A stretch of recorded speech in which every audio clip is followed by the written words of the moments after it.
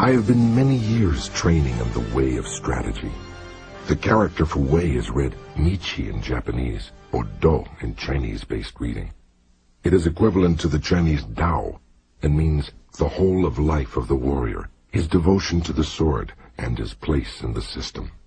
The divine footprints of God pointing the way. Strategy, or heiho, is a word of Chinese derivation meaning military strategy. Hei means soldier, and ho means method or form. It is now during the first 10 days of the 10th month, 1645, and I have climbed the mountain Iwato of Higo to pay homage to heaven and kneel before Buddha. I am a warrior of Harima Province, Shinmen Oshashi no Kami Fujiwara no Genshin, age 60 years. From youth, my heart has been inclined toward the way of strategy, or the sword. My first duel when I was 13, I struck down a strategist or swordsman of the Shinto school, one Arima Kihei. When I was 16, I struck down an able strategist, Tadashima Akiyama. When I was 21, I went up to the capital and met all manner of strategists, never once failing to win in many contests. After that, I went from province to province, dueling with strategists of various schools, and not once failed to win, even though I had as many as 60 encounters. This was between the ages of 13 and 28 or 29. When I reached 30, I looked back on my past. The previous victories were not due to my having mastered strategy. Perhaps it was natural ability, or the order of heaven, or that other school strategies were inferior. After that, I studied morning and evening, searching for the principle, and came to realize the way of strategy when I was 50. Since then, I've lived without following any particular way. Thus, the virtue of strategy, I practice many arts and abilities, all things with no teacher. To write this book, I did not use the law of Buddha, or the teachings of Confucius, neither old war chronicles, nor books on martial tactics.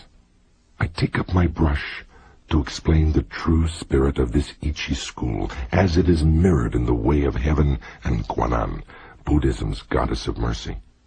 The time is the night of the 10th day of the 10th month, and the hour of the tiger, 3 to 5 a.m.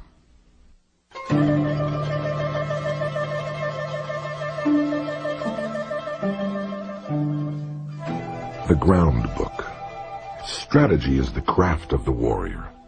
Commanders must enact the craft, and troopers should know this way. There is no warrior in the world today who really understands the way of strategy. There are various ways. There is the way of salvation by the law of Buddha, the way of Confucius governing the way of learning, the way of healing as a doctor, as a poet teaching the way of waka, tea, archery, and many other arts and skills. Each man practices as he feels inclined. It is said the warrior's is the twofold way of pen and sword, and he should have a taste for both ways. Even if a man has no natural ability, he can be a warrior by sticking assiduously to both divisions of the way. Generally speaking, the way of the warrior is resolute acceptance of death. This idea can be summed up as the philosophy expounded in Hagakure, or Hidden Leaves, a book written in the 17th century by Miyamoto Tsunenori and a few other samurai of the province Nabeshimahan, present-day Saga. Although not only warriors, but priests, women, peasants, and lowlier folk have been known to die readily in the cause of duty or out of shame, this is a different thing. The warrior is different in that studying the way of strategy is based on overcoming men. By victory gained in crossing swords with individuals or in joining battle with large numbers, we can attain power and fame for ourselves or our Lord. This is the virtue of strategy. Even an unadaptable man who is completely useless is a most trusted retainer if he does nothing more than think earnestly of his Lord's welfare. To think only of the practical benefit of wisdom and technology is vulgar. So when you embark upon something, before you start, fix your intention on the 4 oaths, and put selfishness behind you. Then you cannot fail. The 4 oaths. Never be late with respect to the way of the warrior. Be useful to the Lord. Be respectful to your parents. Get beyond love and grief. Exist for the good of man. The way of strategy. In China and Japan, practitioners of the way have been known as masters of strategy. Warriors must learn this way. Recently, there have been people getting on in the world as strategists, but they are usually just sword fencers. The attendants of the Kashima Kantoril's shrine of the province Hitachi received instruction from the gods, and made schools based on this teaching, traveling from country to country instructing men. This is the most recent meaning of strategy. In olden times, strategy was listed among the 10 abilities and 7 arts as a beneficial practice. It was certainly an art, but as a beneficial practice, it was not limited to sword fencing. The true value of sword fencing cannot be seen within the confines of sword fencing technique. If we look at the world, we see arts for sale. Men use equipment to sell their own selves. As if with the nut and the flower, the nut has become less than the flower. In this kind of way of strategy, both those teaching and those learning the way are concerned with coloring and showing off the technique, trying to hasten the bloom of the flower. They speak of this dojo and that dojo. They are looking for profit. Someone once said, "Immature strategy is the cause of grief." That was a true saying. There are 4 ways in which men pass through life: as gentlemen, farmers, artisans, and merchants. The way of the farmer. Using agricultural instruments, he sees springs through to autumns with an eye on the changes of season. Second is the way of the merchant. The winemaker obtains his ingredients and puts them to use to make his living. The way of the merchant is always to live by taking profit. This is the way of the merchant. Thirdly, the gentleman warrior, carrying the weaponry of his way. The way of the warrior is to master the virtue of his weapons. If a gentleman dislikes strategy, he will not appreciate the benefit of weaponry, so must he not have a little taste for this? Fourthly, the way of the artisan. The way of the carpenter is to become proficient in the use of his tools, first to lay his plans with a true measure, and then perform his work according to plan. Thus he passes through life. These are the 4 ways of the gentleman, the farmer, the artisan, and the merchant. Comparing the way of the carpenter to strategy. Here, carpenter means both architect and builder, as well as carpenter. The comparison with carpentry is through the connection with houses. Houses of the nobility, houses of warriors, the 4 houses, ruin of houses, thriving of houses, the style of the house, the tradition of the house, and the name of the house. The carpenter uses a master plan of the building, and the way of strategy is similar in that there is a plan of campaign. If you want to learn the craft of war, ponder over this book. The teacher is as a needle. The disciple is as thread. You must practice constantly. Like the foreman carpenter, the commander must know natural rules, and the rules of the country, and the rules of houses. This is the way of the foreman. The foreman carpenter must know the architectural theory of towers and temples, and the plans of palaces, and must employ men to raise up houses. The way of the foreman carpenter is the same as the way of the commander of a warrior house. In the construction of houses, choice of woods is made. Straight unknotted timber of good appearance is used for the revealed pillars. Straight timber with small defects is used for the inner pillars. Timber of the finest appearance, even if a little weak, is used for the thresholds, lintels, doors, and sliding doors, and so on. Good, strong timber, though it be gnarled and knotted, can always be used discreetly in construction. Timber which is weak or knotted throughout should be used as scaffolding and later for firewood. The foreman carpenter allots his men work according to their ability. Floor layers, makers of sliding doors, thresholds and lintels, ceilings, and so on. Those of poor ability lay the floor joists, and those of lesser ability carve wedges and do such miscellaneous work. If the foreman knows and deploys his men well, the finished work will be good. The foreman should take into account the abilities and limitations of his men, circulating among them and asking nothing unreasonable. He should know their morale and spirit and encourage them when necessary. This is the same as the principle of strategy. The way of strategy.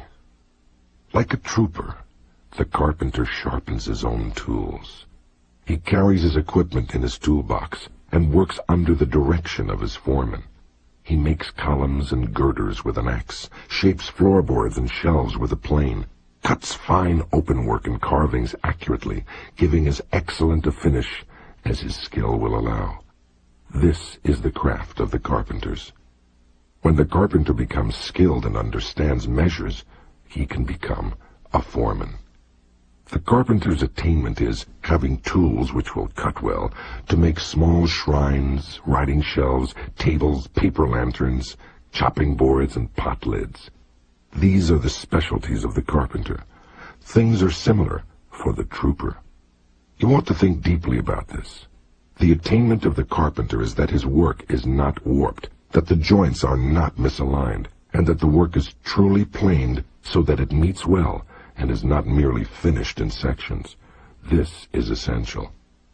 If you want to learn this way, deeply consider the things written in this book one at a time. You must do sufficient research. The outline of the 5 books of this book of strategy. 5 books, or Go-Rin no Sho, means a book of 5 rings.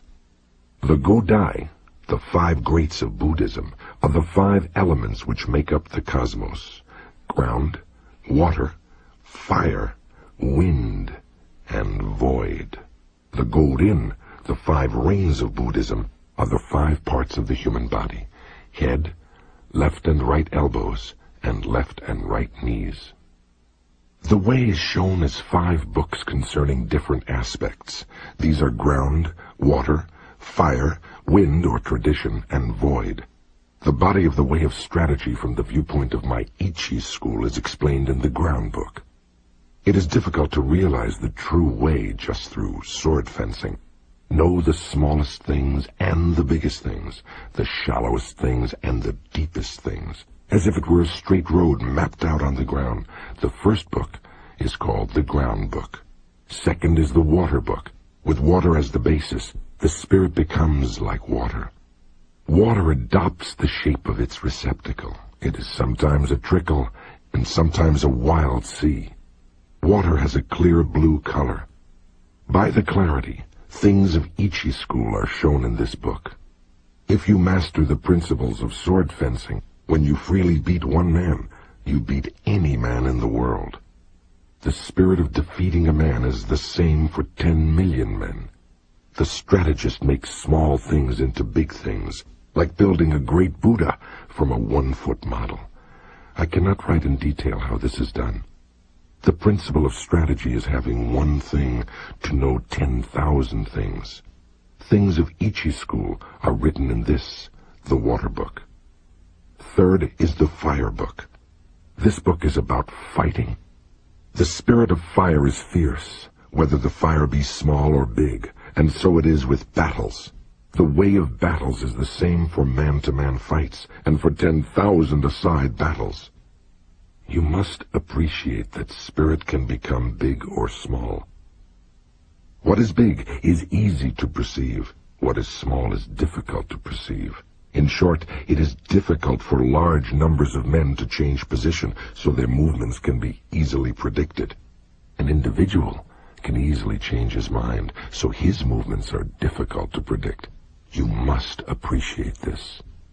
The essence of this book is that you must train day and night in order to make quick decisions.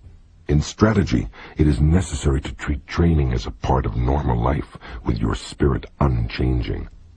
Thus, combat in battle is described in the Fire Book.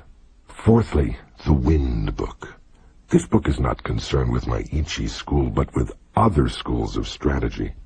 By wind, I mean old traditions, present-day traditions, and family traditions of strategy. Thus, I clearly explain the strategies of the world. This is tradition. It is difficult to know yourself if you do not know others. To all ways, there are sidetracks. If you study a way daily, and your spirit diverges, you may think you are obeying a good way. But objectively, it is not the true way. If you are following the true way and diverge a little, this will later become a large divergence. You must realize this. Other strategies have come to be thought of as mere sword fencing, and it is not unreasonable that this should be so. The benefit of my strategy, although it includes sword fencing, lies in a separate principle. I have explained what is commonly meant by strategy in other schools in the Tradition or Wind Book. Fifthly, the Book of the Void. By void, I mean that which has no beginning and no end. Attaining this principle means not attaining the principle. The way of strategy is the way of nature. When you appreciate the power of nature, knowing the rhythm of any situation, you will be able to hit the enemy naturally and strike naturally. All this is the way of the void. I intend to show you how to follow the true way, according to nature, in the Book of the Void. The Name Ichi Ryo Nito. One school, two swords. Warriors, both commanders and troopers, carried two swords at their belt. In olden times, these were called the long sword and the sword. Nowadays they are known as the sword and the companion sword. Let it suffice to say that in our land, whatever the reason, a warrior carries two swords at his belt. It is the way of the warrior. Nito Ichi Ryu shows the advantage of using both swords. Students of the Ichi school way of strategy should train from the start with the sword and long sword in either hand. Note that the samurai wore two swords thrust through the belt with the cutting edges upward on the left side. The shorter or companion sword was carried at all times, and the longer sword worn only out of doors. From time to time, there were rules governing the style and length of swords. Samurai carried two swords, but other classes were allowed only one sword for protection against brigands on the roads between towns. This is a truth. When you sacrifice your life, you must make fullest use of your weaponry. It is false not to do so, and to die with a weapon yet undrawn. If you hold a sword with both hands, it is difficult to wield it freely to left and right, so my method is to carry the sword in one hand. This does not apply to large weapons such as the spear or halberd, but swords and companion swords can be carried in one hand. To hold the long sword in both hands is not the true way, for if you carry a bow or spear or other arms in your left hand, you have only one hand free for the long sword. However, when it is difficult to cut an enemy down with one hand, you must use both hands. It is not difficult to wield a sword in one hand. The way to learn this is to train with two long swords, one in each hand. It will seem difficult at first, but everything is difficult at first. Bows are difficult to draw, halberds are difficult to wield. As you become accustomed to the bow, so your pull will become stronger. When you become used to wielding the long sword, you will gain the power of the way and wield the sword well. As I will explain in the second book, the Water Book, there is no fast way of wielding the long sword. The long sword should be wielded broadly, and the companion sword closely. This is the first thing to realize. According to this Ichi school, you can win with a long weapon, and yet you can also win with a short weapon. In short, the way of the Ichi school is the spirit of winning, whatever the weapon and whatever its size. It is better to use 2 swords rather than 1 when you are fighting a crowd, and especially if you want to take a prisoner. These things cannot be explained in detail. From one thing, know 10,000 things. When you attain the way of strategy, there will not be one thing you cannot see. You must study hard. The benefit of the 2 characters reading strategy. Masters of the long sword are called strategists. We do not call masters of the way of the long sword long swordsmen, nor do we speak of companion swordsmen, because bows, guns, spears, and halberds are all warriors' equipment. They are certainly part of strategy. To master the virtue of the long sword is to govern the world and oneself. Thus the long sword is the basis of strategy. The principle is strategy by means of the long sword. If he attains the virtue of the long sword, 1 man can beat 10 men. Just as 1 man can beat 10, so 100 men can beat 1,000, and 1,000 can beat 10,000. In my strategy, 1 man is the same as 10,000, so this strategy is the complete warrior's craft. The way of the warrior does not include other ways, such as Confucianism, Buddhism, certain traditions, artistic accomplishments, and dancing. But even though these are not part of the way, if you know the way broadly, you will see it in everything. Men must polish their particular way. The benefit of weapons in strategy.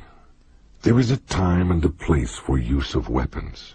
The best use of the companion sword is in a confined space, or when you are engaged closely with an opponent. The long sword can be used effectively in all situations. Anyway, if you learn indoor or dojo techniques exclusively, you will think narrowly and forget the true way. Thus you will have difficulty in actual encounters. Just as a horse must have endurance and no defects, so it is with weapons. Horses should walk strongly, and swords and companion swords should cut strongly. Spears and halberds must stand up to heavy use. Bows and guns must be sturdy. Weapons should be hardy rather than decorative. You should not have a favorite weapon.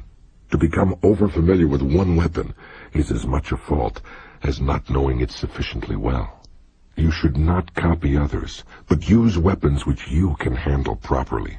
It is bad for commanders and troopers to have likes and dislikes.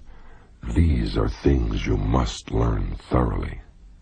Timing in strategy. There is timing in everything.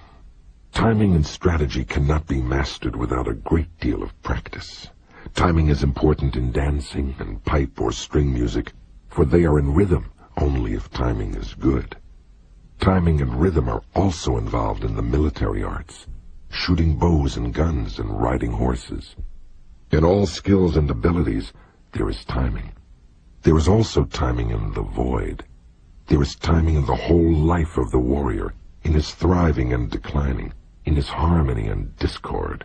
Similarly, there is timing in the way of the merchant, in the rise and fall of capital. All things entail rising and falling timing. You must be able to discern this. In strategy, there are various timing considerations. From the outset, you must know the applicable timing and the inapplicable timing.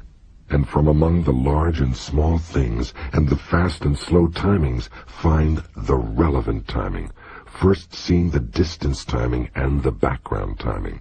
This is the main thing in strategy. It is especially important to know the background timing, otherwise your strategy will become uncertain. You win in battles with the timing in the void, born of the timing of cunning by knowing the enemy's timing, and thus using a timing which the enemy does not expect. All the 5 books are chiefly concerned with timing. You must train sufficiently to appreciate all this. If you practice day and night in the above Ichi school strategy, your spirit will naturally broaden. Thus is large-scale strategy and the strategy of hand-to-hand combat propagated in the world. This is recorded for the first time in the 5 books of ground, water, fire, tradition or wind, and void. This is the way for men who want to learn my strategy. 1. Do not think dishonestly. 2. The way is in training. 3. Become acquainted with every art. 4. Know the ways of all professions. 5. Distinguish between gain and loss in worldly matters. 6.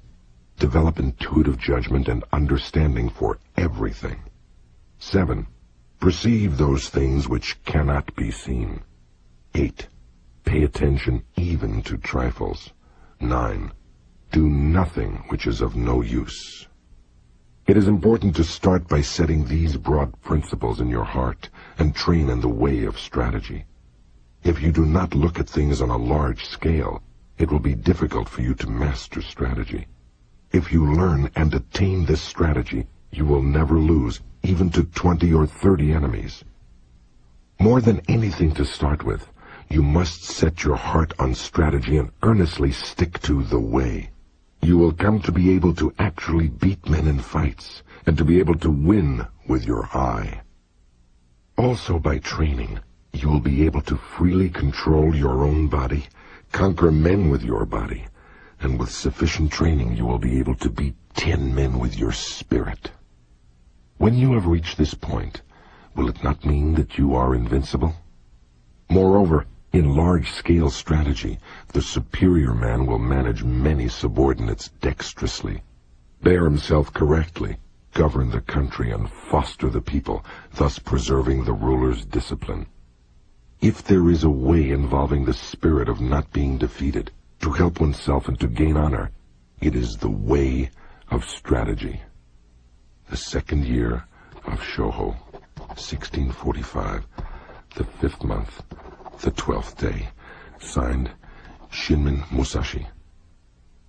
To Teruo Maganojo, the pupil, sometimes called Teruo Nobuyuki, to whom Musashi addressed Gorin Nosho.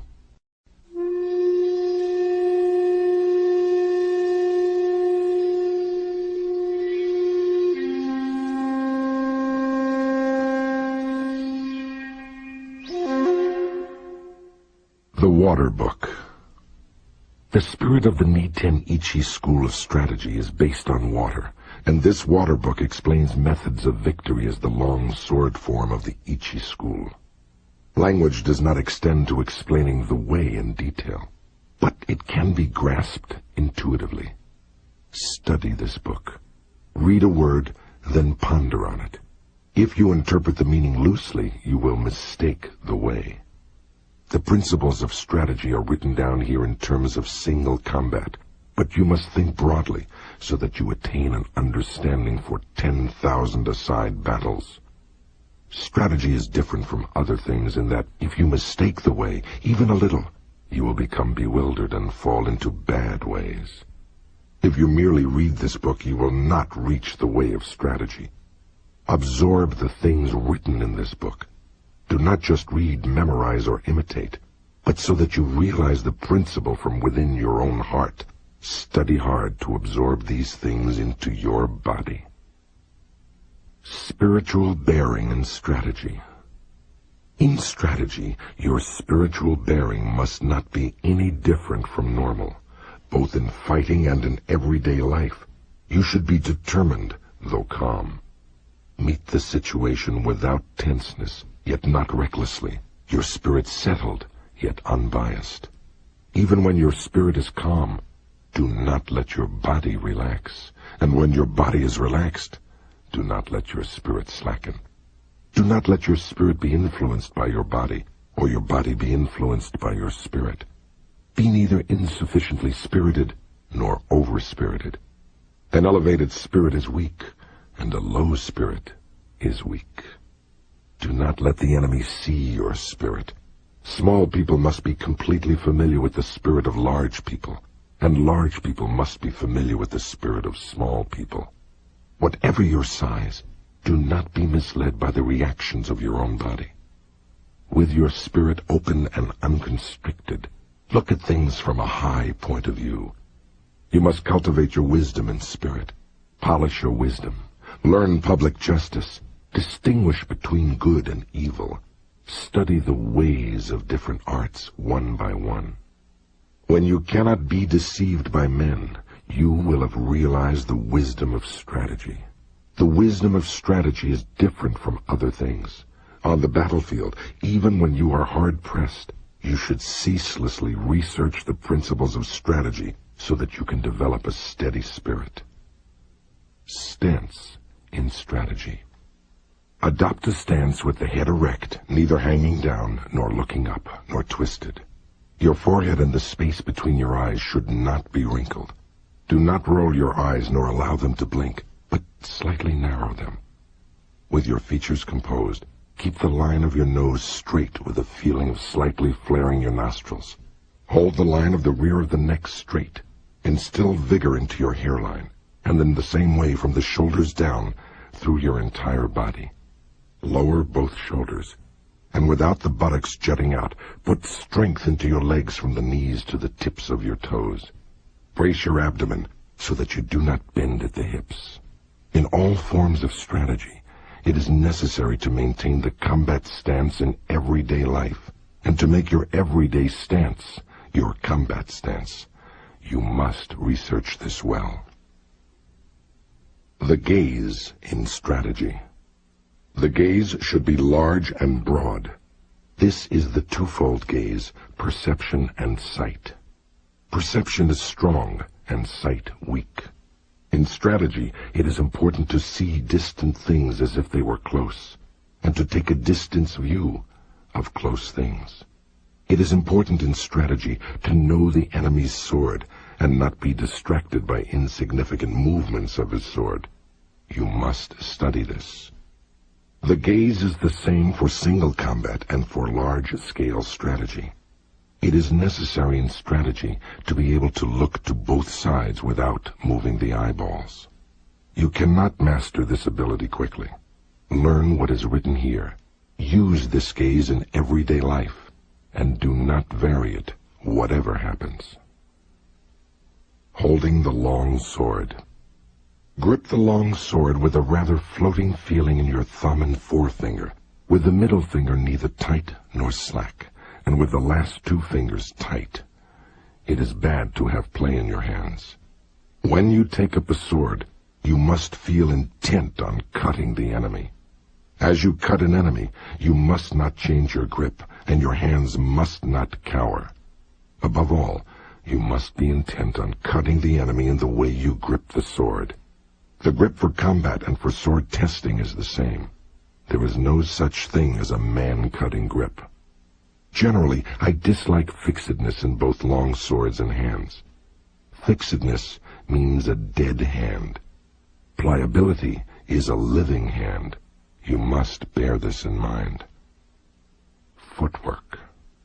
With the tips of your toes somewhat floating, tread firmly with your heels. Whether you move fast or slow, with large or small steps, your feet must always move as in normal walking. So-called yin-yang foot is important in the way. Yin-yang foot means not moving only one foot. It means moving your feet left-right and right-left when cutting, withdrawing, or warding off a cut. You should not move one foot preferentially. The 5 attitudes. The 5 attitudes are upper, middle, lower, right side, and left side. These are the 5. Although attitude has these 5 divisions, the one purpose of all of them is to cut the enemy. There are none but these 5 attitudes. Whatever attitude you are in, do not be conscious of making the attitude. Think only of cutting. Your attitude should be large or small according to the situation. Upper, lower, and middle attitudes are decisive. Left side and right side attitudes are fluid. Left and right attitudes should be used if there is an obstruction overhead or to one side. The decision to use left or right depends on the place. The essence of the way is this. To understand attitude, you must thoroughly understand the middle attitude. The middle attitude is the heart of attitudes. If we look at strategy on a broad scale, the middle attitude is the seat of the commander, with the other 4 attitudes following the commander. You must appreciate this. The way of the long sword. Knowing the way of the long sword means we can wield with 2 fingers the sword we usually carry. If we know the path of the sword well, we can wield it easily. If you try to wield the long sword quickly, you will mistake the way. To wield the long sword well, you must wield it calmly. If you try to wield it quickly, like a folding fan or a short sword, you will err by using short sword chopping. You cannot cut a man with a long sword using this method. Wield the sword strongly. This is the way of the long sword. If you learn to use the 5 approaches of my strategy, you will be able to wield a sword well. You must train constantly. The 5 approaches. 1. The first approach is the middle attitude. Confront the enemy with the point of your sword against his face. When he attacks, dash his sword to the right and ride it. Or when the enemy attacks, deflect the point of his sword by hitting downwards. Keep your long sword where it is, and as the enemy renews the attack, cut his arms from below. This is the first method. The 5 approaches are this kind of thing. You must train repeatedly using a long sword in order to learn them. When you master my way of the long sword, you will be able to control any attack the enemy makes.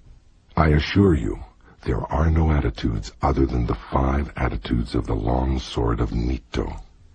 2. In the second approach with the long sword, from the upper attitude, cut the enemy just as he attacks. If the enemy evades the cut, keep your sword where it is, and scooping up from below, cut him as he renews the attack. It is possible to repeat the cut from here.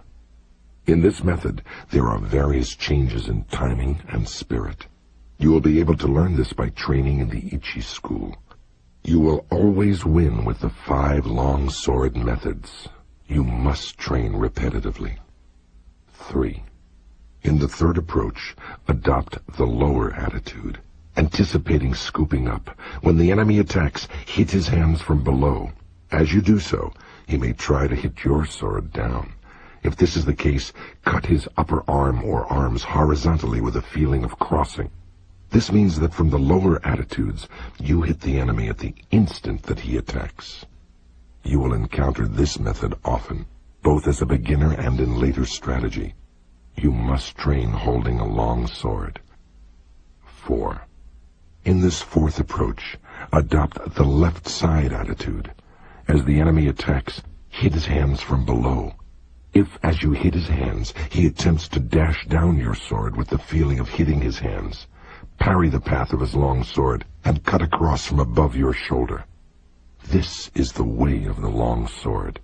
Through this method, you win by parrying the line of the enemy's attack. You must research this. 5. In the fifth approach, the sword is in the right side attitude. In accordance with the enemy's attack, cross your long sword from below at the side to the upper attitude, then cut straight from above. This method is essential for knowing the way of the long sword well. If you can use this method, you can freely wield a heavy long sword. I cannot describe in detail how to use these 5 approaches. You must become well acquainted with my In Harmony with the Long Sword way.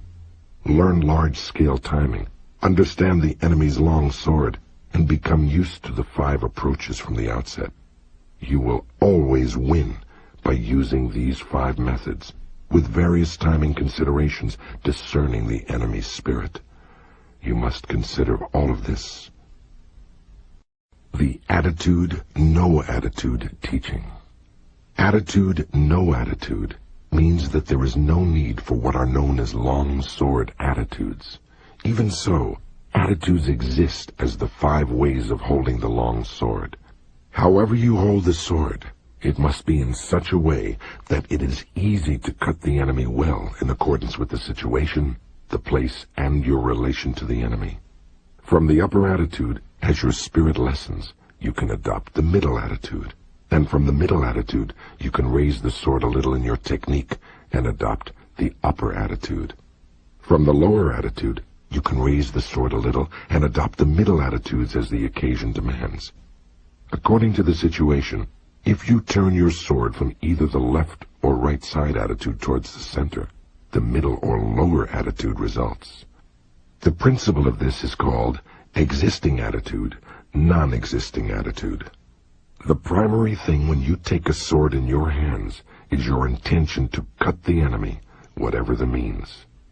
Whenever you parry, hit, strike, spring, or touch the enemy's cutting sword, you must cut the enemy in the same movement. It is essential to attain this. If you think only of hitting, springing, striking, or touching the enemy, you will not be able to actually cut him. More than anything, you must be thinking of carrying your movement through to cutting him. You must thoroughly research this. Attitude and strategy on a larger scale is called battle array. Such attitudes are all for winning battles. Fixed formation is bad. Study this well. To hit the enemy in one timing. In one timing means when you have closed with the enemy, to hit him as quickly and directly as possible without moving your body or settling your spirit while you see that he is still undecided. The timing of hitting before the enemy decides to withdraw, break, or hit is this in one timing. You must train to achieve this timing, to be able to hit in the timing of an instant. The abdomen timing of 2. When you attack and the enemy quickly retreats, as you see him tense, you must feint a cut. Then, as he relaxes, follow up and hit him. This is the abdomen timing of 2. No design, no conception. In this method, when the enemy attacks and you also decide to attack, hit with your body and hit with your spirit and hit from the void with your hands, accelerating strongly. This is the no design, no conception cut. Monan Muso means the ability to act calmly and naturally even in the face of danger. It is the highest accord with existence, when a man's word and his actions are spontaneously the same. This is the most important method of hitting. It is often used. You must train hard to understand it. The flowing water cut. The flowing water cut is used when you are struggling blade to blade with the enemy. When he breaks and quickly withdraws, trying to spring with his long sword, expand your body and spirit and cut him as slowly as possible with your long sword, following your body like stagnant water. You can cut with certainty if you learn this. You must discern the enemy's grade. Continuous cut. When you attack and the enemy also attacks, and your swords spring together in one action, cut his head, hands, and legs. When you cut several places with one sweep of the long sword, it is the continuous cut. You must practice this cut. It is often used. With detailed practice, you should be able to understand it. The fire and stones cut. The fire and stones cut means that when the enemy's long sword and your long sword clash together, you cut as strongly as possible without raising the sword even a little. This means cutting quickly with the hands, body, and legs, all three cutting strongly. If you train well enough, you will be able to strike strongly. The red leaves cut means knocking down the enemy's long sword. The spirit should be getting control of his sword. When the enemy is in a long sword attitude in front of you and intent on cutting, hitting, and parrying, you strongly hit the enemy's long sword with the fire and stones cut, perhaps in the spirit of the no design, no conception cut. If you then beat down the point of his sword with a sticky feeling, he will necessarily drop the sword. If you practice this cut, it becomes easy to make the enemy drop his sword. You must train repetitively.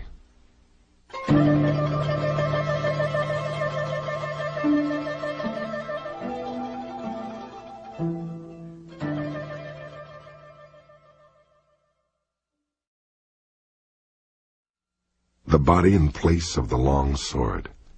Also, the long sword in place of the body. Usually, we move the body and the sword at the same time to cut the enemy. However, according to the enemy's cutting method, you can dash against him with your body first, and afterwards cut with the sword. If his body is immovable, you can cut first with the long sword, but generally you hit first with the body, and then cut with the long sword.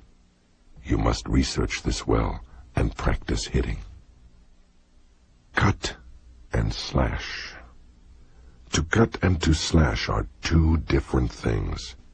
Cutting, whatever form of cutting it is decisive, with a resolute spirit. Slashing is nothing more than touching the enemy. Even if you slash strongly, and even if the enemy dies instantly, it is slashing. When you cut, your spirit is resolved. You must appreciate this. If you first slash the enemy's hands or legs, you must then cut strongly. Slashing is in spirit the same as touching. When you realize this, they become indistinguishable. Learn this well. Chinese monkey's body. The Chinese monkey's body is the spirit of not stretching out your arms. The spirit is to get in quickly, without in the least extending your arms before the enemy cuts. If you are intent upon not stretching out your arms, you are effectively far away. The spirit is to go in with your whole body. When you come to within arm's reach, it becomes easy to move your body in. You must research this well. Glue and lacquer emulsion body. The spirit of glue and lacquer emulsion body is to stick to the enemy and not separate from him. When you approach the enemy, stick firmly with your head, body, and legs. People tend to advance their head and legs quickly, but their body lags behind. You should stick firmly so that there is not the slightest gap between the enemy's body and your body. You must consider this carefully. To strive for height. By to strive for height is meant when you close with the enemy, to strive with him for superior height without cringing. Stretch your legs, stretch your hips, and stretch your neck face to face with him. When you think you have won, and you are the higher, thrust in strongly. You must learn this. To apply stickiness. When the enemy attacks and you also attack with the long sword, you should go in with a sticky feeling and fix your long sword against the enemy's as you receive his cut. The spirit of stickiness is not hitting very strongly, but hitting so that the long swords do not separate easily. It is best to approach as calmly as possible when hitting the enemy's long sword with stickiness. The difference between stickiness and entanglement is that stickiness is firm and entanglement is weak. You must appreciate this. The body strike. The body strike means to approach the enemy through.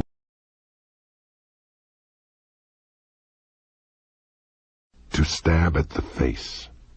To stab at the face means, when you are in confrontation with the enemy, that your spirit is intent on stabbing at his face, following the line of the blades with the point of your long sword. If you are intent on stabbing at his face and body will become rideable. When the enemy becomes as if rideable, there are various opportunities for winning. You must concentrate on this. When fighting and the enemy's body becomes as if rideable, you can win quickly, so you ought not to forget to stab at the face. You must pursue the value of this technique through training. To stab at the heart. To stab at the heart means when fighting and there are obstructions above or to the sides, and whenever it is difficult to cut, to thrust at the enemy. You must stab the enemy's breast without letting the point of your long sword waver, showing the enemy the ridge of the blade square on, and with the spirit of deflecting his long sword. The spirit of this principle is often useful when we become tired, or for some reason our long sword will not cut. You must understand the application of this method. To scold. Tut, tut. Scold means that when the enemy tries to countercut as you attack, you countercut again from below, as if thrusting at him, trying to hold him down. With very quick timing, you cut, scolding the enemy, thrust up, tut, and cut, tut. This timing is encountered time and time again in exchanges of blows. The way to scold, tut, tut, is to time the cut simultaneously with raising your long sword as if to thrust the enemy. You must learn this through repetitive practice. The smacking parry. By smacking parry is meant that when you clash swords with the enemy, you meet his attacking cut on your long sword with a ti-dum rhythm, smacking a sword and cutting him. The spirit of the smacking parry is not parrying or smacking strongly, but smacking the enemy's long sword in accordance with his attacking cut, primarily intent on quickly cutting him. If you understand the timing of smacking, however hard your long swords clash together, your sword point will not be knocked back even a little. You must research sufficiently to realize this. There are many enemies. There are many enemies applies when you are fighting one against many. Draw both sword and companion sword and assume a wide-stretched left and right attitude. The spirit is to chase the enemies around from side to side, even though they come from all four directions. Observe their attacking order, and go to meet first those who attack first. Sweep your eyes around broadly, carefully examining the attacking order, and cut left and right alternately with your swords. Waiting is bad. Always quickly reassume your attitudes to both sides. Cut the enemies down as they advance, crushing them in the direction from which they attack. Whatever you do, you must drive the enemy together, as if tying a line of fish. And when they are seen to be piled up, cut them down strongly without giving them room to move. Musashi is held to be the inventor of the two-sword style. He writes that the use of two swords is for when there are many enemies, but people practice a style of fencing with a sword in each hand to give practical advantage in fencing. Musashi used the words two swords when meaning to use all one's resources in combat. He never used two swords when up against a skilled swordsman. The advantage when coming to blows. You can know how to win through strategy with the long sword, but it cannot be clearly explained in writing. You must practice diligently in order to understand how to win. Oral tradition, the true way of strategy, is revealed in the long sword. One cut. You can win with certainty with the spirit of one cut. It is difficult to attain this if you do not learn strategy well. If you train well in this way, strategy will come from your heart, and you will be able to win at will.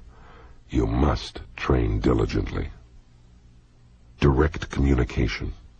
The spirit of direct communication is how the true way of the Nito Ichi school is received and handed down. Oral tradition, teach your body's strategy. Recorded in the above book is an outline of Ichi school sword fighting.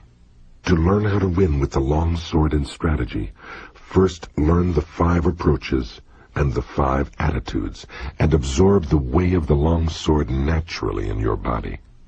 You must understand spirit and timing, handle the long sword naturally, and move body and legs in harmony with your spirit. Whether beating one man or two, you will then know values in strategy. Study the contents of this book, taking one item at a time, and through fighting with your enemies, you will gradually come to know the principle of the way. Deliberately, with a patient spirit, absorb the virtue of all this, from time to time raising your hand in combat. Maintain the spirit whenever you cross swords with an enemy. Step by step, walk the 1,000-mile road. Study strategy over the years and achieve the spirit of the warrior.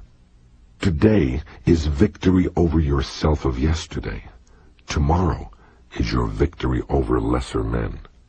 Next, in order to beat more skillful men, train according to this book, not allowing your heart to be swayed along a sidetrack. Even if you kill an enemy, if it is not based on what you have learned, It is not the true way. The 2nd year of Shoho, the 12th day of the 5th month, 1645. Signed, Shinmen Musashi.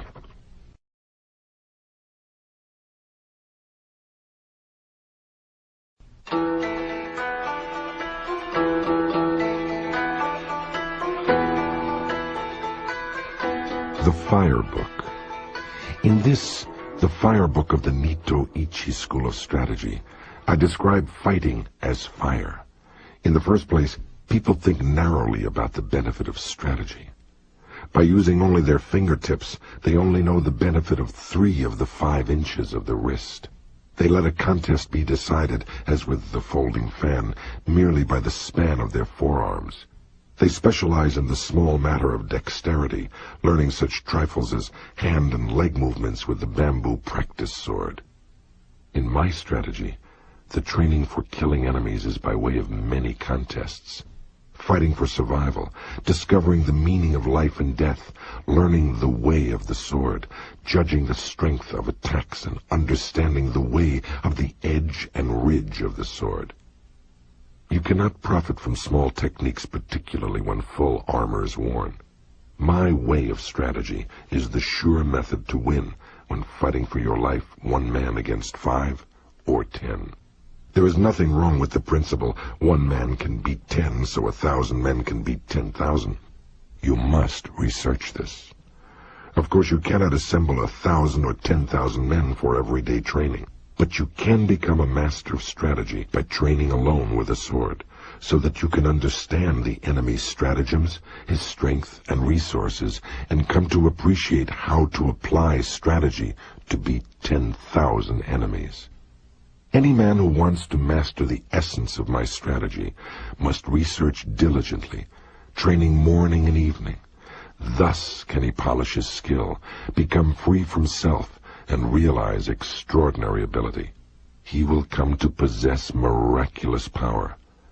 This is the practical result of strategy. Depending on the place. Examine your environment. Stand in the sun, that is, take up an attitude with the sun behind you. If the situation does not allow this, you must try to keep the sun on your right side. In buildings, you must stand with the entrance behind you or to your right. Make sure that your rear is unobstructed and that there is free space on your left, your right side being occupied with your sword attitude. At night, if the enemy can be seen, keep the fire behind you and the entrance to your right, and otherwise take up your attitude as above. You must look down on the enemy and take up your attitude on slightly higher places. For example, the camisa, or spiritual center in a house, is thought of as a high place. When the fight comes, always endeavor to chase the enemy around to your left side. Chase him toward awkward places, and try to keep him with his back to awkward places. When the enemy gets into an inconvenient position, do not let him look around, but conscientiously chase him around and pin him down. In houses, chase the enemy into the thresholds, lintels, doors, verandas, pillars, and so on, again not letting him see his situation. Always chase the enemy into bad footholds, obstacles at the side, and so on, using the virtues of the place to establish predominant positions from which to fight. You must research and train diligently in this. The 3 methods to forestall the enemy. A great swordsman, or any other artist, will have mastered the ability to forestall the enemy. The great swordsman is always before his environment. This does not mean speed. You cannot beat a good swordsman because he subconsciously sees the origin of every real action. It is the practiced ability to sum up a changing situation instantly. The first is to forestall him by attacking. This is called ken no sen, to set him up. Another method is to forestall him as he attacks. This is called tai no sen, to wait for the initiative. The other method is when you and the enemy attack together. This is called tai tai no sen, to accompany him and forestall him. There are no methods of taking the lead other than these 3. Because you can win quickly by taking the lead, it is one of the most important things in strategy. There are several things involved in taking the lead. You must make the best of the situation, see through the enemy's spirit so that you grasp his strategy and defeat him. It is impossible to write about this in detail. The first, Ken no Sen. When you decide to attack, keep calm and dash in quickly, forestalling the enemy. Or you can advance seemingly strongly, but with a reserved spirit, forestalling him with the reserve. Alternatively, advance with as strong a spirit as possible, and when you reach the enemy, move with your feet a little quicker than normal, unsettling him and overwhelming him sharply. Or with your spirit calm, attack with a feeling of constantly crushing the enemy from first to last. The spirit is to win in the depths of the enemy.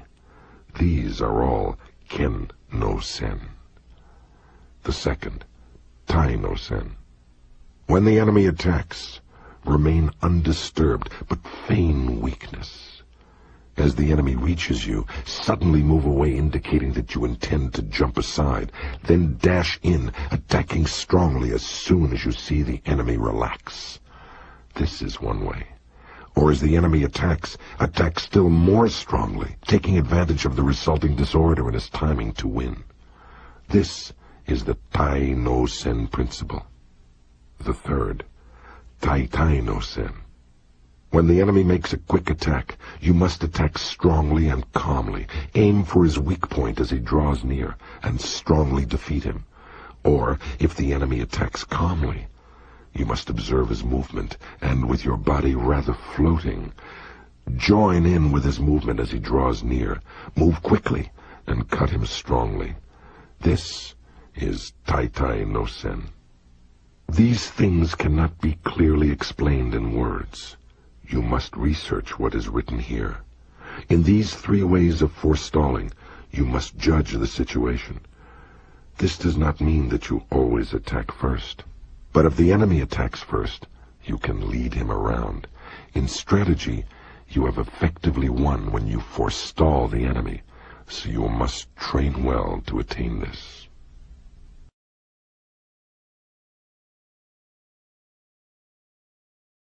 To hold down a pillow. To hold down a pillow means not allowing the enemy's head to rise. In contests of strategy, it is bad to be led about by the enemy. You must always be able to lead the enemy about. Obviously, the enemy will also be thinking of doing this, but he cannot forestall you if you do not allow him to come out. In strategy, you must stop the enemy as he attempts to cut. You must push down his thrust and throw off his hold when he tries to grapple.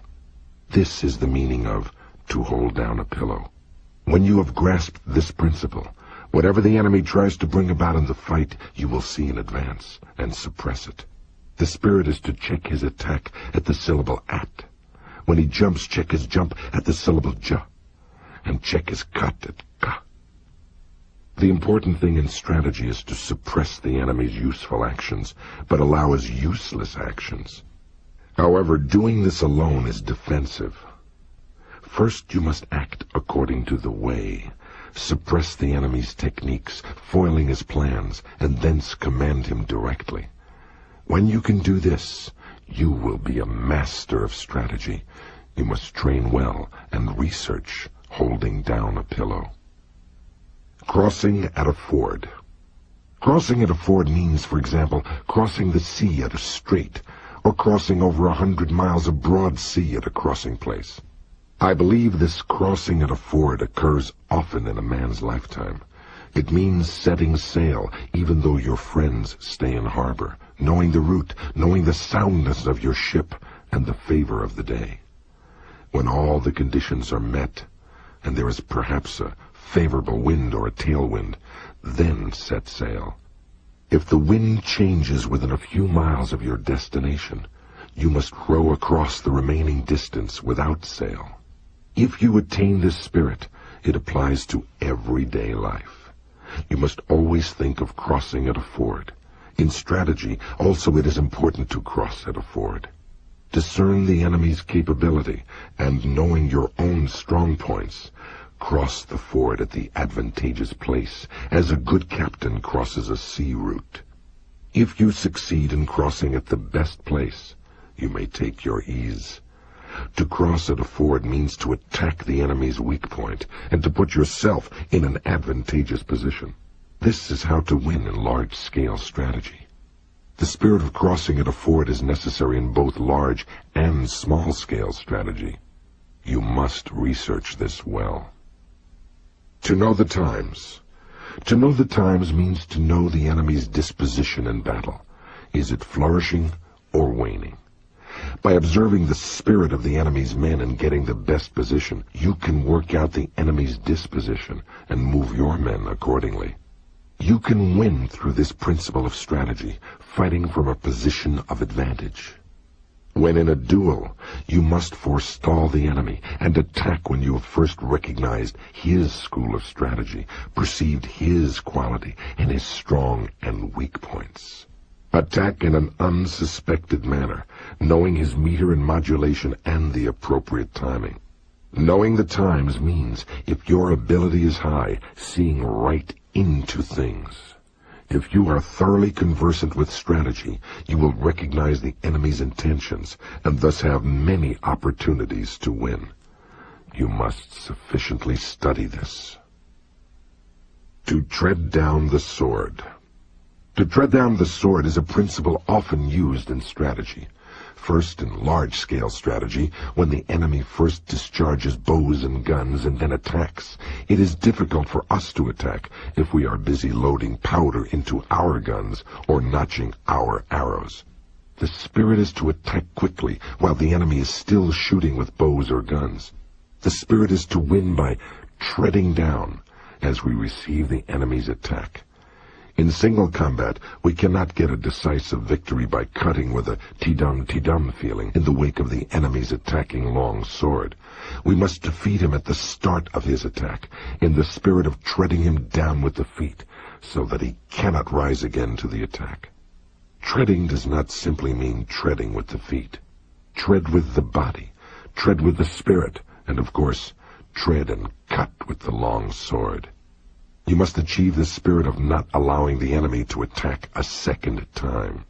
This is the spirit of forestalling in every sense. Once at the enemy, you should not aspire just to strike him, but to cling after the attack. You must study this deeply. To know collapse. In large-scale strategy, when the enemy starts to collapse, you must pursue him without letting the chance go. If you fail to take advantage of your enemy's collapse, they may recover. You must understand how to utterly cut down the enemy. To become the enemy. To become the enemy means to think yourself into the enemy's position. In single combat, also you must put yourself in the enemy's position. If you think, here is a master of the way who knows the principles of strategy, then you will surely lose. You must consider this deeply. To release four hands. To release four hands is used when you and the enemy are contending with the same spirit and the issue cannot be decided. It is a deadlock. Abandon this spirit and win through an alternative resource. When there is a four hands spirit, do not give up. It is man's existence. Immediately throw away this spirit and win with a technique the enemy does not expect. In single combat also, when we think we have fallen into the four-hands situation, we must defeat the enemy by changing our mind and applying a suitable technique according to his condition. You must be able to judge this. To move the shade. To move the shade is used when you cannot see the enemy's spirit. In large-scale strategy, when you cannot see the enemy's position, indicate that you are about to attack strongly to discover his resources.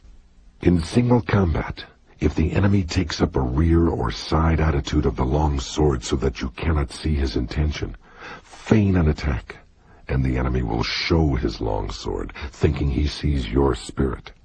Benefiting from what you are shown, you can win with certainty If you are negligent, you will miss the timing. Research this well. To hold down a shadow. Holding down a shadow is used when you can see the enemy's attacking spirit. When the enemy embarks on an attack, make a show of strongly suppressing his technique, and he will change his mind. Then, altering your spirit, defeat him by forestalling him with a void spirit.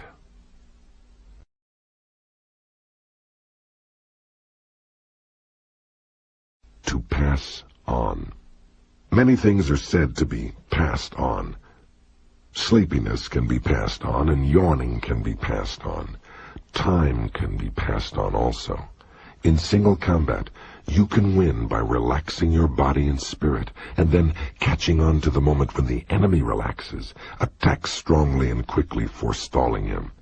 What is known as getting someone drunk is similar to this. You can also infect the enemy with a bored, careless, or weak spirit. To cause loss of balance. Many things can cause a loss of balance. One cause is danger, another is hardship, and another is surprise. You must research this. In strategy, it is important to cause loss of balance. Or in single combat, start by making a show of being slow.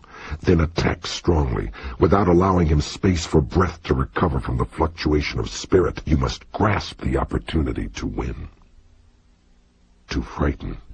Fright often occurs caused by the unexpected.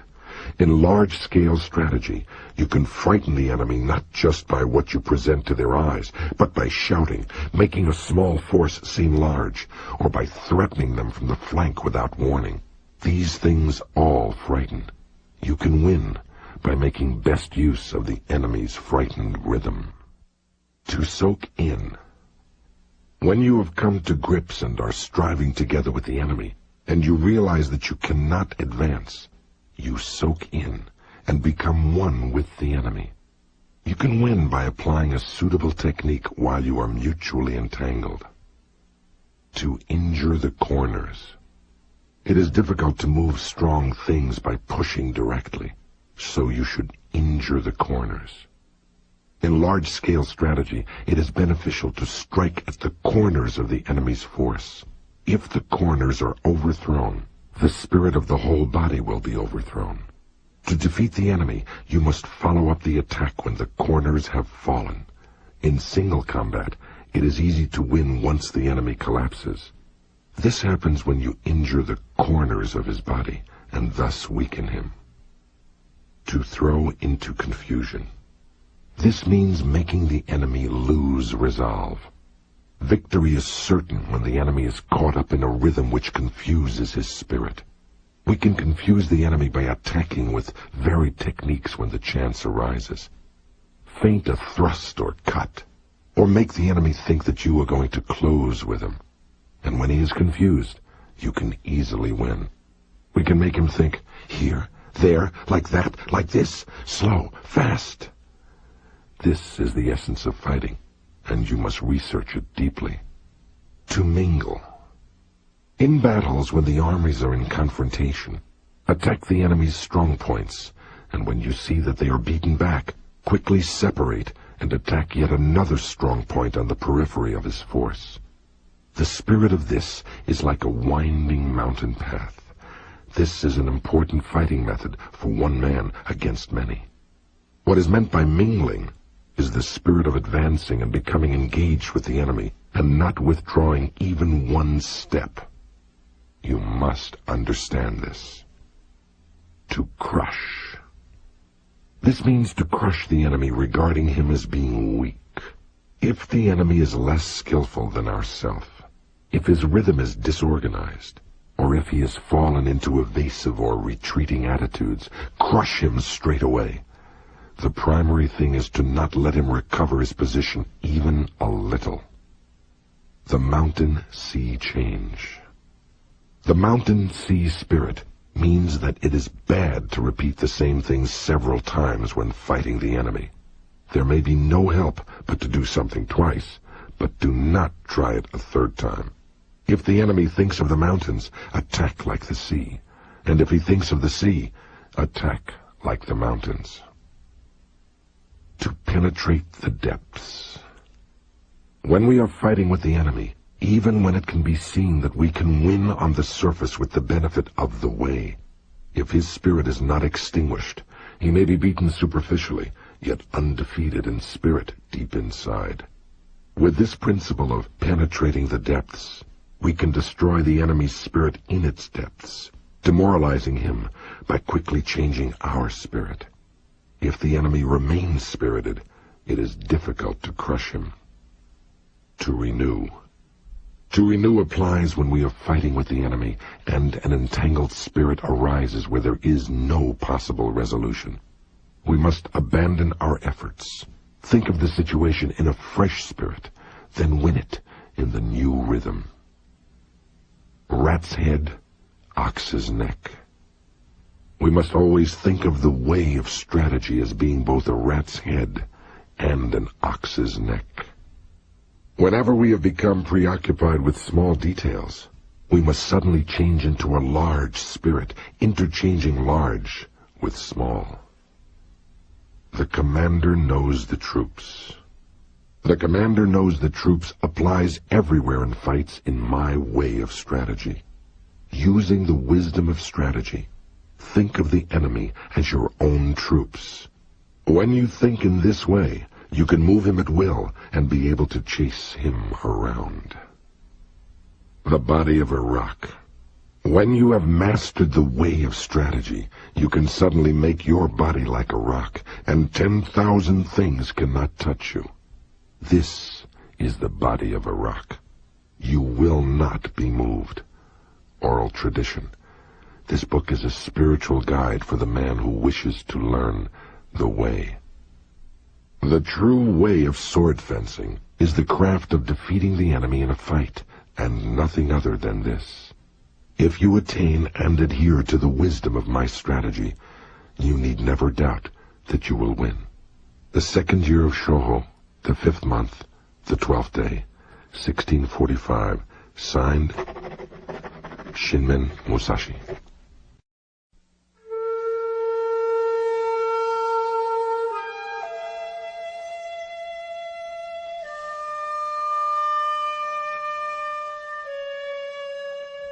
The Wind Book. In strategy, you must know the ways of other schools. So I have written about various other traditions of strategy in this, the Wind Book. Without knowledge of the ways of other schools, it is difficult to understand the essence of my Ichi school. Looking at other schools, we find some that specialize in techniques of strength, using extra long swords. Some schools study the way of the short sword, known as kodachi. Some schools teach dexterity in large numbers of sword techniques, teaching attitudes of the sword as the surface and the way as the interior. That none of these are the true way, I show clearly in the interior of this book. All the vices and virtues and rights and wrongs. My Ichi school is different.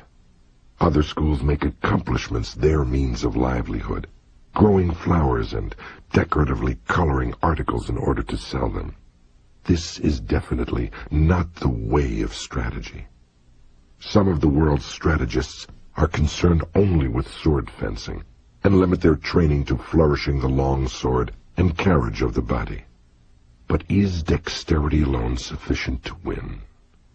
This is not the essence of the way. I have recorded the unsatisfactory points of other schools one by one in this book. You must study these matters deeply to appreciate the benefit of my Nito Ichi school. Other schools using extra long swords. Some other schools have a liking for extra long swords. From the point of view of my strategy, these must be seen as weak schools.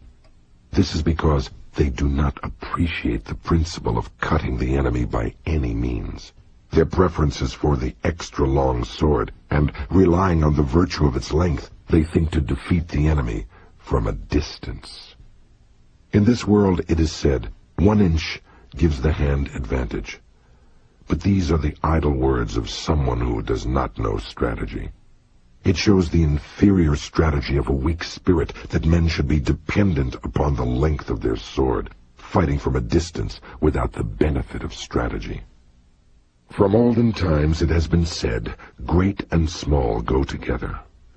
So do not unconditionally dislike extra long swords. What I dislike is the inclination toward the long sword only. If we consider large-scale strategy, we can think of large forces in terms of long swords, and small forces as short swords. Cannot few men give battle against many? There are many instances of few men overcoming many. In my doctrine, I dislike preconceived narrow spirit. You must study this well. The strong long sword spirit in other schools.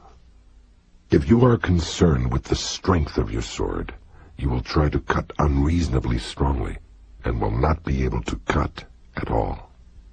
It is also bad to try to cut strongly when testing the sword. Whenever you cross swords with an enemy, you must not think of cutting him either strongly or weakly. Just think of cutting and killing him. Be intent solely upon killing the enemy. Do not try to cut strongly, and of course, do not think of cutting weakly. You should only be concerned with killing the enemy. If you rely on strength, when you hit the enemy's sword, you will inevitably hit too hard. If you do this, your own sword will be carried along as a result.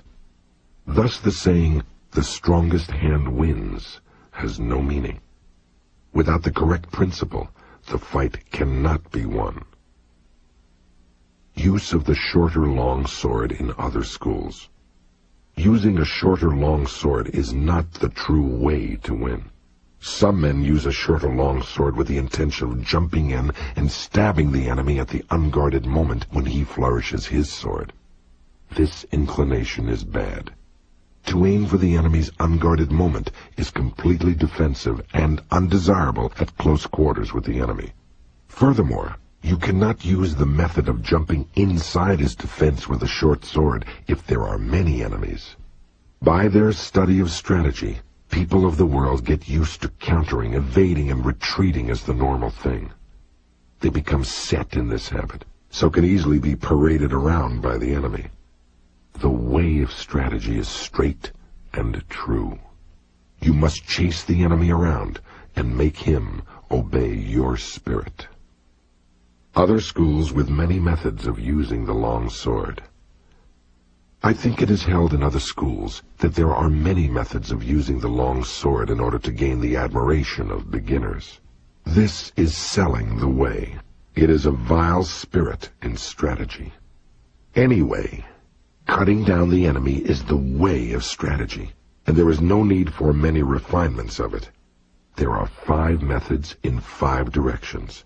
Methods apart from these 5 hand-twisting, body-bending, jumping out and so on to cut the enemy are not in the true way of strategy. This is completely useless. In my strategy, I bear my spirit and body straight and cause the enemy to twist and bend. The necessary spirit is to win by attacking the enemy when his spirit is warped. Use of attitudes of the long sword in other schools.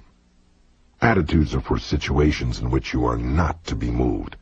In the way of dueling, however, you must always be intent upon taking the lead and attacking. Attitude is the spirit of awaiting an attack. You must appreciate this. In duels of strategy, you must move the opponent's attitude. Attack where his spirit is lax, throw him into confusion, irritate and terrify him. Take advantage of the enemy's rhythm when he is unsettled, and you can win. I dislike the defensive spirit known as attitude. Fixing the eyes in other schools. In the way of strategy, when you have fought many times, you will easily be able to appraise the speed and position of the enemy's sword, and having mastery of the way, you will see the weight of his spirit. In strategy, fixing the eyes means gazing at the man's heart. In large-scale strategy, the area to watch is the enemy's strength. Perception and sight are the 2 methods of seeing. Perception consists of concentrating strongly on the enemy's spirit, observing the condition of the battlefield, fixing the gaze strongly, seeing the progress of the fight and the changes of advantage. This is the sure way to win. In single combat, you must not fix the eyes on details. As I said before, if you fix your eyes on details and neglect important things, your spirit will become bewildered, and victory will escape you.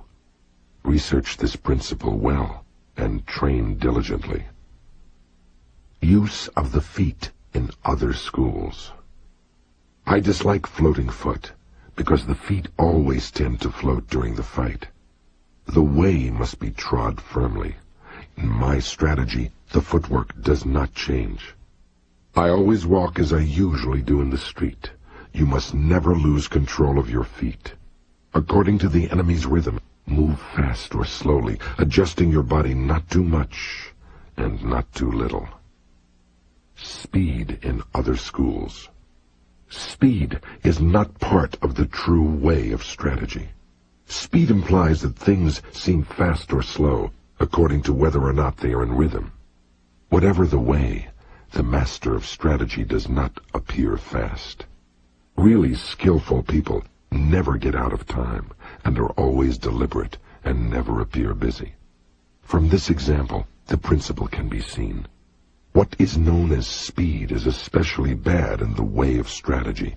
If you try to cut quickly, as if using a fan or a short sword, you will not actually cut even a little. When your opponent is hurrying recklessly, you must act contrarily and keep calm. You must not be influenced by the opponent. Train diligently to attain this spirit. Interior and surface in other schools. There is no interior nor surface in strategy. I gradually endeavor to explain the deep principle, points which it is hardly possible to comprehend according to the pupil's progress. In any event, because the way to understanding is through experience, I do not speak of interior and gate. In this world, if you go into the mountains and decide to go deeper and yet deeper, instead you will emerge at the gate. Whatever the way, it has an interior, and it is sometimes a good thing to point out the gate. In strategy, we cannot say what is concealed and what is revealed. In my Ichi school of the long sword, there is neither gate nor interior. There is no inner meaning in sword attitudes. You must simply keep your spirit true to realize the virtue of strategy. 12th day of the 5th month, the 2nd year of Shoho, 1645. Shinmen Musashi.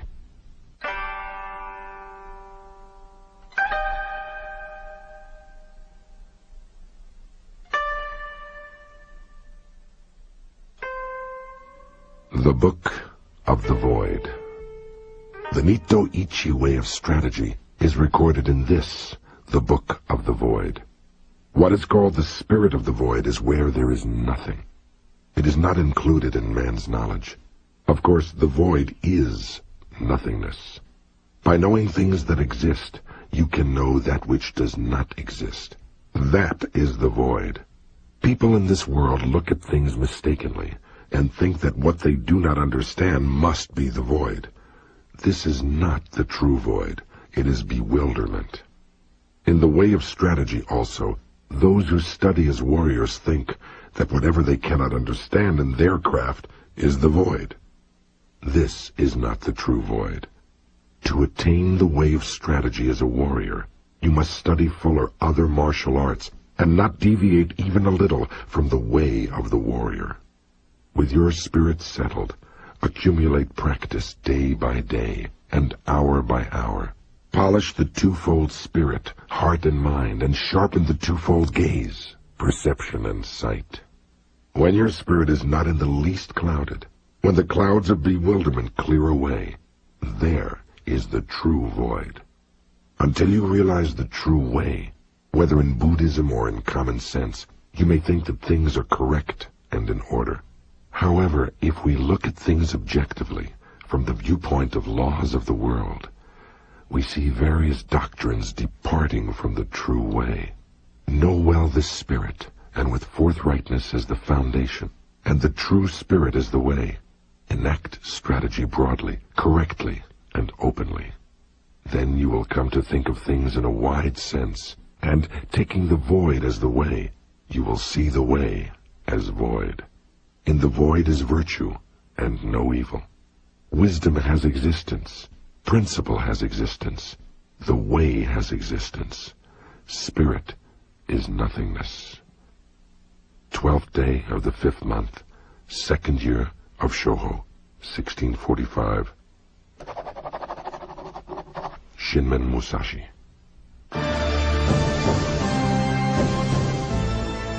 We hope you have enjoyed A Book of Five Rings, an audio Renaissance audiobook. This program was produced by Monty Gast. Text copyright 1974 by Victor Harris, published by arrangement with the Overlook Press. Production copyright 1990 by Audio Renaissance, the division of Cold Spring Publishers, LLC, all rights reserved.